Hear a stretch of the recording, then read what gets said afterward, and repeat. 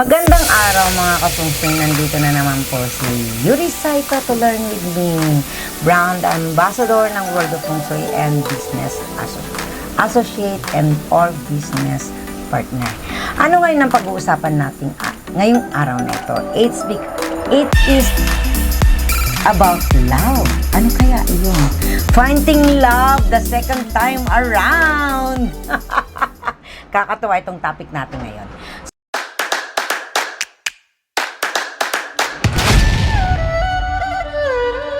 So, the Chinese call this the second spring in one's life. Finding marriage possibilities when one has been married before. Diba? The second spring pala yun. First spring is your first marriage. Second spring is your second spring. So, when one's spouse has sadly passed away, or when one is older and more likely to fall for someone who already has children, happily many previous limitations have been erased from conventionally accepted situation for love to arise the second time around. These days, marriage stakes have broadened. Anyone can find love at any age. And you can use Feng Shui's powerful symbols of marriage and romance as many times as you like. The power of Feng Shui's art of placement works equally well for anyone at any age of their lives. And it is never too late to discover the wonderful way using lucky good fortune symbols to bring you marriage and happiness. World of Feng Shui examines the important dimensions of one's life. That of finding love the second time around, if you are divorced or if you are widow or widower, this should not stop you from seeking romantic happiness. No matter your age or how many children you already have. Be aware of pitfalls and challenges. But don't let anything stop you from seeking happiness the second time around.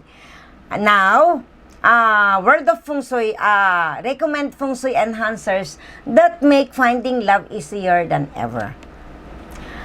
Know what you are getting yourself in for. Kailangan alamin nyo. Looking for love when one is older can be a challenge. But if you find someone you feel comfortable with and who is available, then go for it. But do not rush into anything.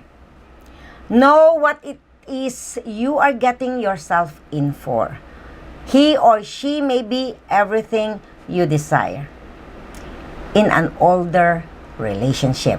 But as long as you give yourself enough time to think through the challenges involved in the two of you embarking on a permanent relationship, things will progress smoothly.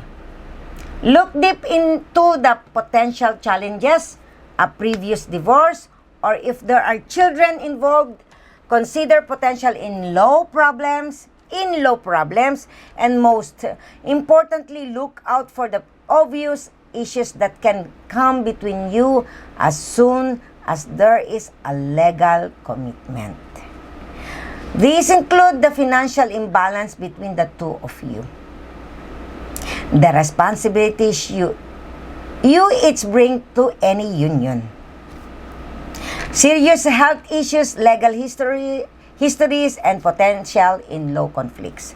Potential problem or areas do get revealed if you give yourself enough time.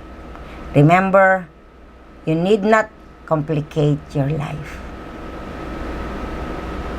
There is no need to enter into a legal union unless you both seriously want to commit to each other. Today's world allows people of the older vintage especially to live together without being married. To know for sure, you might want to carry these wise owl lucky compasses. May compass sila sila madam na owl compass for 3 months and sleep facing your ninyo. Kailangan ang ulo ninyo ay nasa love direction kayo for 3 months. For 3 months and sleep facing your ninyo, love direction, and then see how you feel. 3 months yan. Accept each other what you really are. Accept each other what you really are. Do realize that your feelings at the beginning of your relationship will be intense. This is always the case between two people at the start of a love affair. You would very likely have spent a great deal of time together, but if one of you has been in a previous marriage, or if either of both of you have children, then you really must get to know not just each other, but also be mindful of the responsibilities you will be taking on. Kasi may mga anak kayo pareho, di ba? Every new child can be a potential problem. Problems are sure to surface once you get married. And if yours is already a physical relationship, consider the alternative, which is to live together and stay friends without taking on new responsibilities. Use a love-enhancing amulet. The best way to achieve conjugal bliss is the double happiness symbol. This symbol ensures that love lasts beyond initial attraction and helps a couple weather any other challenges that may surface in a marriage or permanent relationship. Difficult in-laws, stepchildren, critical relatives, etc.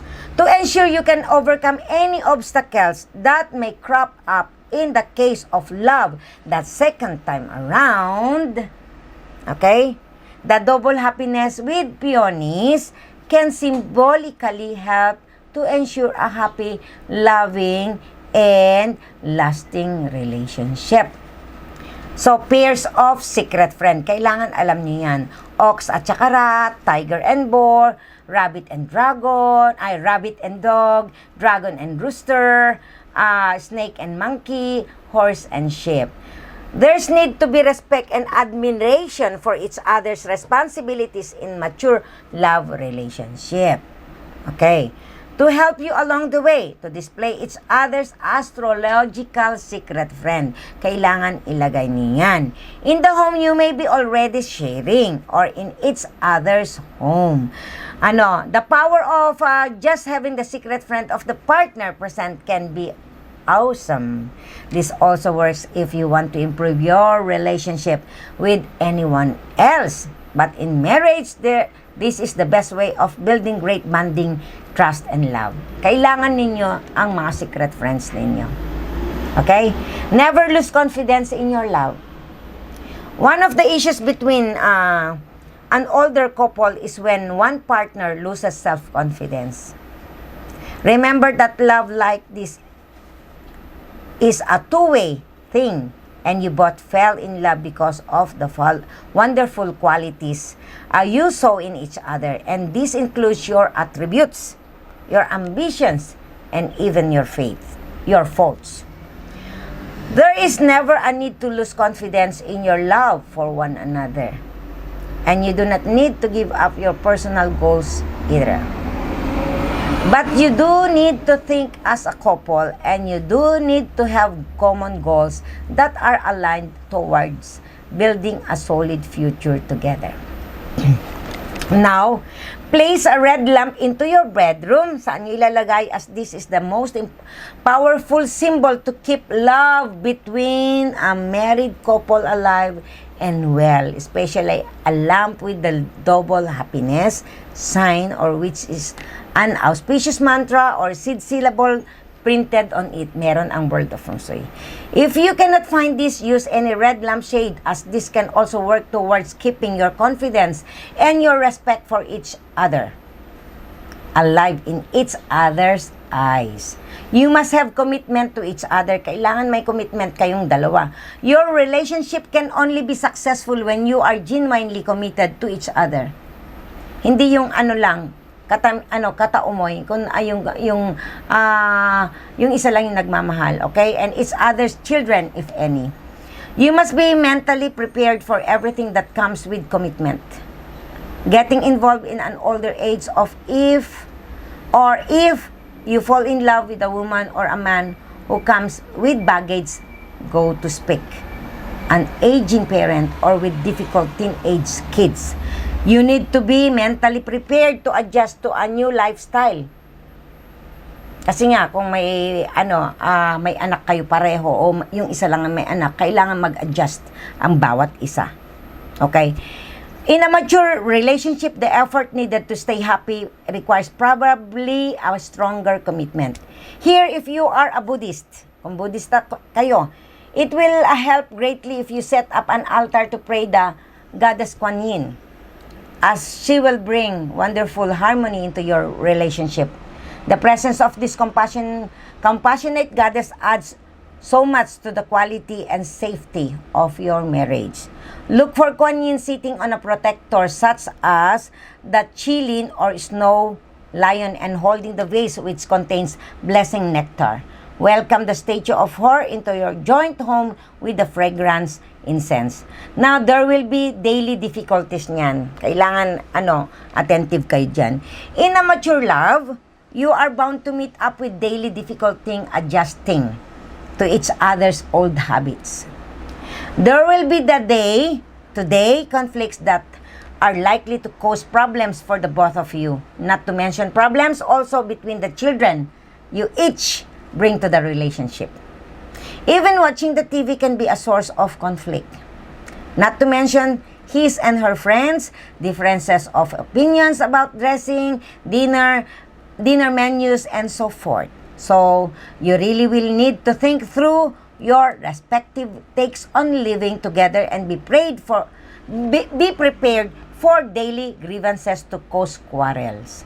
Living with knowledge of how the flying stars can cause monthly affliction, yung energy of the monthly flying stars, and also how you can place remedies in place is such a boon to family relationships. One thing we have found that constantly causes conflict at the family dining table is the affliction both by the number 3 star. So every month nagtuturo po ako ng about the flying stars, kaya kailangan alam din po ninyo yan. So it is really helpful to keep track of where this star flies to its month and put the relevant remedy in place. For instance, when the number 3 star flies into the dining room, nako, mag-aaway-away ang mga pamilya. Okay? Mag-aaway-away ang mga pamilya, mainitin ang ulo. You really need to suppress it with something red in color. Okay? Otherwise, fights can get really bad between you. We have found that the best way to have a permanent remedy for this affliction, yung mga yung apples, red peas apples on the cabinet or on the coffee table. The energies of this peace remedy will truly do wonders for you, or each of you can carry the peace for lovers amulet. It will help you put up with each other's eccentricities. Then, keep your love alive. Okay? Keep your love alive. If you have been married before, you will surely realize that romance quickly flies out the windows when stress arises. The daily grind of work, kids, and staying kind to each other can be too much the second time around. But remember, you wanted it, and it was because you fell in love with each other. Relationships never sustain themselves. You need to work at keeping romance fresh no matter how old you are. So make a decision, make a conscious effort to devote time to each other and to do romantic activities as couple. Keeping love alive requires conscious effort. Use Feng Shui love amulets, but also use your own efforts. Hindi lang yung amulets. It should be your efforts. So respect each other in front of others. Respect each other in front of others. Living in a digital world makes everything very public indeed. This plus the fact that ours is also a tabloid time requires couples to show respect for each other. You also each need to have your own space. So do give each other privacy. Never ever wash dirty laundry in front of friends or families. Okay? If you vent about your partner or share an embarrassing intimate story, it could cause irreparable damage, painting your partner in a bad light. However funny you may think it is, can be too revealing, too embarrassing, and even offensive. This is also a sign of great disloyalty, a lack of respect, and definitely a chipping away of love. The best way to guard against upsetting each other's sensitivities is to carry or wear the home protection amulet. This will make very sure you will never say the wrong thing at the wrong time. In addition to keeping harmful spirits away from you, finding Feng Shui solutions. Ito na. This can be the most crucial. Making certain never to stop talking with each other. Make sure there is always conversation between you and never stop being observant of one another's moods and feelings. Most importantly, never allow resentment of any kind simmer for too long under it becomes a monster obstacle. Okay? Learn the unspoken language of your relationship and never lose sight of each other. Means one of you could be so busy but you lose sight of the other's feeling of not being appreciated. Be mindful of problems as they arise and never be afraid to find solutions. Don't wait until your relationship is in the dumps to work on your relationship woes. Feng Shui solution can be a great bonding experience for couples who want to ensure that their future stays sound and auspicious. With the right Feng Shui, each year gets better than the previous year. Being aware of Feng Shui afflictions each year enables you both to have the correct solutions in place. You will also have an opportunity to brainstorm the different ways to enhance your relationship. And now, and always remember that love can be lovelier the second time around. And as food for further thought, here are the pointers to mull over. Okay, do not be too quick to jump to conclusion. Okay? Love often comes unexpectedly. Refrain from being too demanding. Do not be hasty in committing. Love can change your life and everything else. You can make the first move. You can fake it till you make it. Do not to be too quick to judge. Age differences are only a number. Oh, like me, ang asawa ko bata, ako'y matanda. Age differences are only a number. It is the feelings. Okay? You can say no if you don't feel like it. You do not feel like it. O di no. Love is like a virus. You can catch it anytime, anywhere. No need to look. Love finds you. O, di ba? Huwag mong hanapin ang pag-ibig. Ang pag-ibig, hahanapin ka dahil katulad ko, hindi ko naman ine-expect na mag-aasawa ako. My God! Hindi ko naman ine-expect na darating yan sa buhay ko. Ano ba yan? Hindi ko talaga ine-expect. Kaya nga, tama nga siya. No need to look. Love finds you. Siya ang gagawa ng lahat. It's all about timing. Timing ang lahat. So mga kapatid, mga ka-Feng Shui, dito na po nagtatapos ang aking pagtuturo to learn with me about finding the love the second time around. Kasi may mga dapat tayong anong tawag dito? Dapat tayong isakripisyo dahil yung mga nauna nating mga previous relationship, we cannot